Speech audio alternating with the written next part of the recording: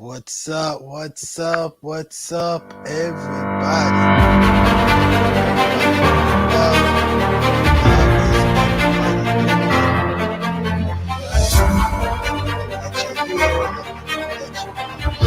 What's up?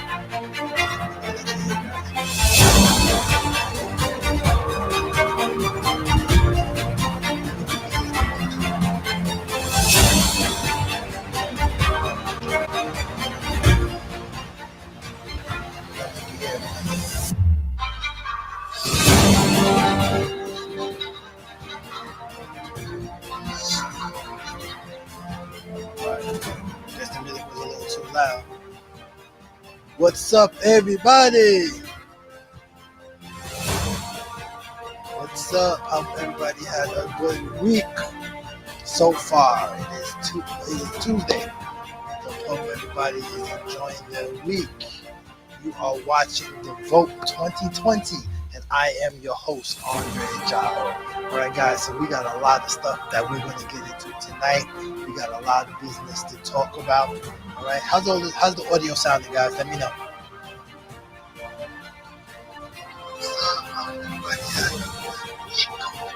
So far. All right. Just making sure all the audio sounds good.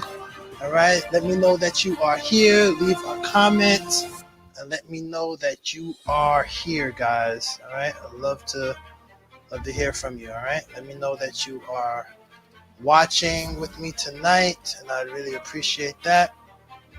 All right. Getting off to a kind of a late start. Wanted to start at 8 on the dot. Started at 8:01, but it's okay. It happens. Getting the kids to bed for school in the morning, even though it's online school, the kids still need to go to bed. You know what I'm saying? So we have a show for you tonight. All right. So just bear with us. We're going to get into this right now.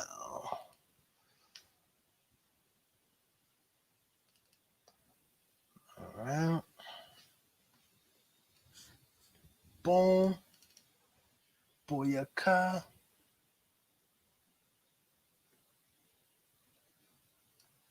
All right.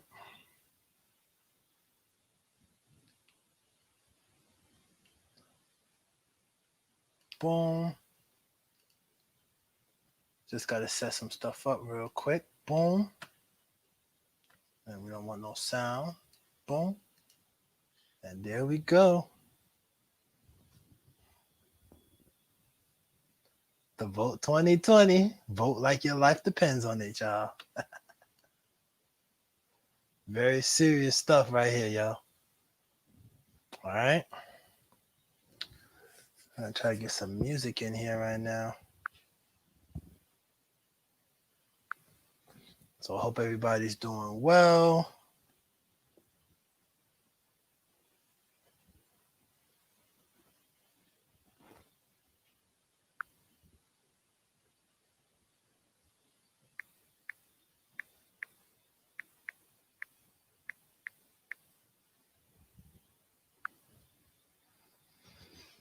All right, so here we go. All right, guys. So we are going to talk about some topics on tonight.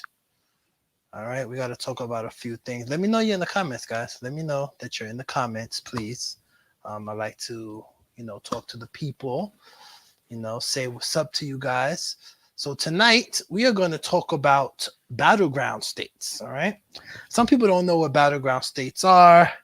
If you know what a battleground state is, just say I know in the comments. All right.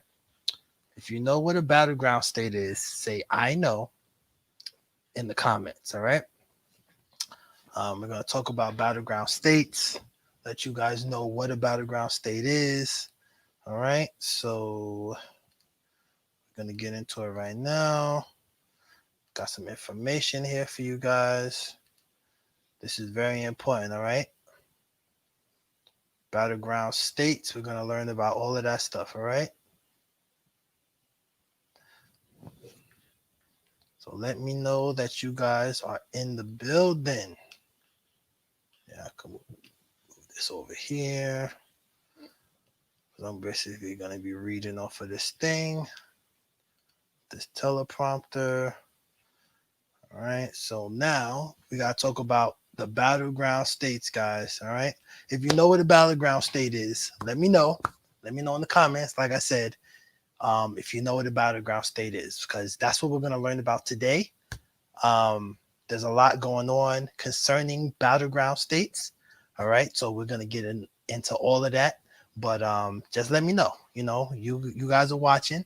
So leave a comment and let me know if you know what a battleground state is. So what is a battleground state? So in American politics, the term swing state or battleground state refers to any state that could reasonably be won by either the Democratic or Republican presidential candidate by a swing in votes. So basically, if, just to break it down, what I'm saying, like, let's say New York, for example, if that certain people may vote for Trump, but then maybe their minds could be changed, what I'm saying, they'll vote for Biden. So those are the states that they call swing states, battleground states, because it's a battle. You're basically fighting to get those votes. So, it's a pretty cool name that they call it, but it's a real battle. It's real dangerous too, especially in this Trump presidency. All right. So these states are usually targeted by both major party campaigns, especially in a competitive election. Okay. So now we're going to take a look at where the presidential and Senate campaigns are airing TV ads, where the candidates are going, and how the polls are moving in the most contested states of the 2020 election. All right. So that's what we're going to, we're going to learn about right now. All right, guys. So the battleground states Biden and Trump need to win. They need to win 270. All right. All right. So the battleground states Biden need to win. They need to get 270 votes out of those states. All right. So the 2020 presidential race will be decided by voters in more than a dozen competitive states, where Joe Biden and Donald Trump will focus their efforts to win the 270 electoral votes needed to reach the White House. In the interactive diagram below, I have a diagram. We're basically they're going to be building a coalition of states. All right. So we got some information right here. All right. So let's talk about the states that are solid or likely Democratic states. All right. So we got Colorado. All right. Colorado, you need 9 electoral votes. All right. Maine, 2. Virginia. All right. Those are the likely Democratic votes. Solid Democratic is California, Connecticut, Delaware, District of Columbia, Hawaii, Illinois, Maryland, Massachusetts, New Jersey, New Mexico, New York. That's where I'm from. Oregon, Rhode Island, Vermont, and Washington. All right. So those are the solid Democratic states and the likely Democratic states. All right. Republican, likely to be Republican, guys. We got Alaska, Indiana, Kansas, Missouri, Montana, South Carolina, and Utah. Those are the likely Republican states, and the solid people that are we definitely know for sure are solid Republicans are Alabama, Arkansas, Idaho, Kentucky, Louisiana, Mississippi, Nebraska, Nebraska 1st District, Nebraska 3rd District, North Dakota, Oklahoma, South Dakota, Tennessee, West Virginia, and Wyoming. All right. Those are the solid Republican states. Now we have our battleground states, all right, which are a toss up. All right. Here are some of the battleground states. Here are the battleground states. All right, guys. We got Florida. Florida is diverse but conservative leaning. Florida is almost always close in the presidential elections. Then we have Iowa. Iowa is a rural, conservative leaning state where Republicans have grown more dominant in recent years by consolidating support from working class whites. All right. Ohio. Donald Trump easily won Ohio in 2016, but Democrats need a big turnout from black voters in the city to have a chance. All right. Georgia, a traditionally Republican leaning state. Georgia has grown more diverse and publicly competitive with the growth of Atlanta and its suburbs. And Tyler Perry being in Georgia uh, doesn't hurt, having that Tyler Perry Studios there in Atlanta. All right. Maine, second district, a conservative, sparsely populated rural district in Maine that voted for Donald Trump in 2016, even as Hillary Clinton carried the state. All right. North Carolina. North Carolina is split between cities with large communities of moderate professionals, black voters, and college students, and big stretches of the state that are more rural, whiter, and conservative. All right. Now we have the lean Democratic. All right. And these are battleground states that we're talking about, guys. All right. So battleground states are continued. Michigan. Historically Democratic. Donald Trump narrowly won Michigan in 2016. It has large communities of white suburbs, union members, and black voters. Minnesota. Minnesota has a combination of liberal cities, moderate suburbs, and populous rural communities that have moved swiftly to the right in recent years. All right, guys. So Nebraska, second district, an Omaha-based district that typically votes Republican but supported Barack Obama in 2008. So that's why we talk about battleground states. These are states that they may support one, but then they could switch to the other just like that. So that's why they're battling. Okay. New Hampshire, one of the country's most volatile swing states. New Hampshire has large populations of white suburban professionals and more conservative rural voters. Pennsylvania. Donald Trump narrowly won Pennsylvania in 2016, which has two huge Democratic cities, big swaths of formerly Republican suburbs, and a deeply conservative rural middle class. All right. Then we have Wisconsin. Wisconsin's politics is shaped by the liberal cities of Milwaukee and Madison, the rural north and west of the state, and the affluent white suburbs that lie in between. All right. Then we have Nevada, Las Vegas, Nevada, what stays in Vegas. What happens in Vegas stays in Vegas. Arizona, one of the fastest changing states on the electoral map. Arizona has gone from being a Republican stronghold to a true battleground. All right. A lot of that because we know that Meghan McCain is in Arizona, daughter of the late John McCain. All right. So, Donald Trump really treated them like crap. So, they're not going to just be for the Trump family and everybody right now. It's just not going to happen. You know what I'm saying? So that's why they're a battleground state now. All right. Oh, did y'all hear that?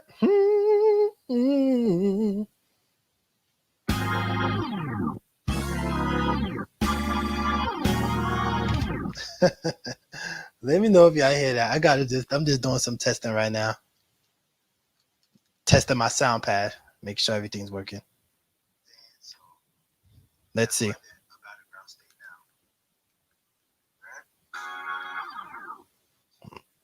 hear that?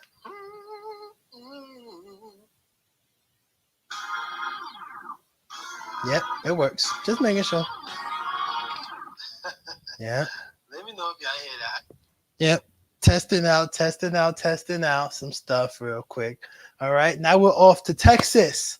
All right. Texas has become politically competitive because of its growing Hispanic, Black, and Asian American communities, and because the white suburbs have grown more moderate. All right. So That's what we got to say about that. All right. So those are the battleground states right there, guys. All right. So we just told you about all the battleground states.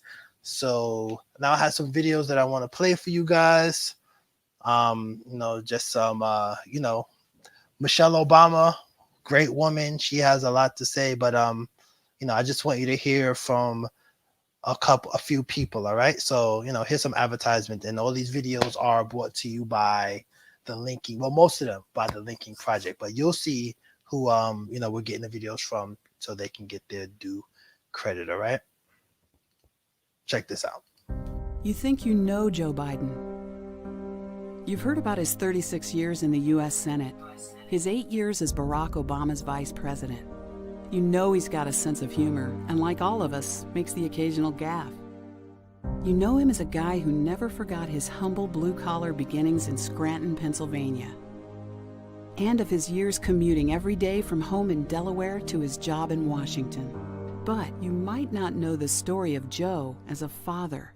In 1972, 30-year-old Joe Biden lost his beloved wife and 15-month-old daughter Nellie in a horrific car crash. The same tragic accident badly injured his 2 young boys. Confronted with this crushing loss, Joe Biden became a single father. His children tell his story more poignantly than we can. As a single parent, he decided to be there, to put us to bed, to be there when we woke up from a bad dream, to make us breakfast. So he traveled to and from Washington 4 hours a day. When the boys cried for their mother and sister, it was Joe who comforted them and dried their tears. When their knees were skinned and bloodied, it was Joe who cleaned and bandaged them. Parent-teacher conferences, Joe was there. When help was needed with homework and report cards were read, Joe Biden was there. Because when Joe Biden makes a commitment, he always sees it through. In 1977, Joe Biden met his wife Jill, and together they would raise the 2 boys and a sister, Ashley. And when his son Beau died of brain cancer in 2015 at the age of 46, Joe Biden was at his side. Shaped by both tragedy and love, Joe Biden's public service is defined by compassion for others. He knows the pain American families experience and works every day to make their lives better, because that is the father he is. When it comes down to it, you know one thing above all else about Joe Biden. He is a good man, a decent man, and a father before all else. Americans will choose between 2 types of men this November. We know the man Joe Biden is. He's a man with character, compassion, and decency. It's a choice to vote for a man with that kind of character, or a man without one. The Lincoln Project is responsible for the content of this advertising.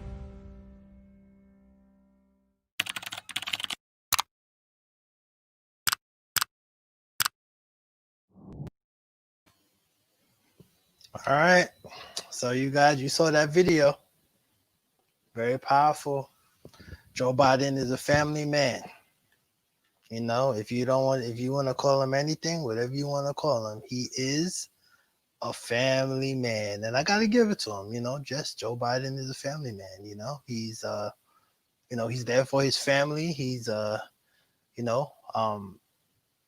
this is how I feel. I feel like in politics, politicians lie. They do what they got to do to get ahead, right? So if Joe Biden says some bad things, says some things that maybe he shouldn't have said, I think we've all done that. But I feel like Joe Biden is a family man. You just saw the video. He's done a lot to be, for his family. Okay. Joe Biden has done a great deal to be in his family's life, to continue to raise his boys. Meeting Jill Biden, meeting her and marrying her, and then having another child and continuing to be a family man. He has something that Donald Trump doesn't, in my opinion. Donald Trump has a family, but we don't see that compassionate side. We don't really know what kind of father he is. We don't know until Ivanka actually writes a book and says what kind of father he is. We're not going to know. or Donald Trump Jr. We're not really gonna know the type of man that Donald Trump is. But the kind of the man that he's showing us to be, that is not the type of man that I know I want to be my president, my leader of this free world. So, I mean, at the end of the day, I think Joe Biden is the best man for the job. That's my opinion. What's your opinion? Put it in the comments. Even if you're watching a replay, put it in the comments, guys. All right? Let us know. Who are you voting for this November? All right. So next, we talked about battleground states. All right, guys. So we know about battleground states. All right. So told you guys the battleground states. You guys just need to, do some research, on these different states, because we are in a battle. All right. We are in a serious battle. All right. So we just have to do what we got to do, and we have to prevail. So next week we are going to have Pastor Robert Ferrer on. Okay. Pastor Robert Ferrer, and we are going to have another young lady on. All right. So we are going to have two people on next week. All right. Young lady named Mariella. She is going to be on next week, and her and Pastor Robert Ferrer will be on the Vote 2020, and we're going to talk about, they're going to both give their insight on voting and everything that has to do with voting. All right. So I'm not really going to stay before you long for this portion of the Vote 2020, but I want to just encourage you guys to vote like your life depends on it. All right, guys, gotta vote like our life depends on it, and it's gonna be all right. So until next time, I'm your host, Andre Jaho, and I will see you on the next one. Peace.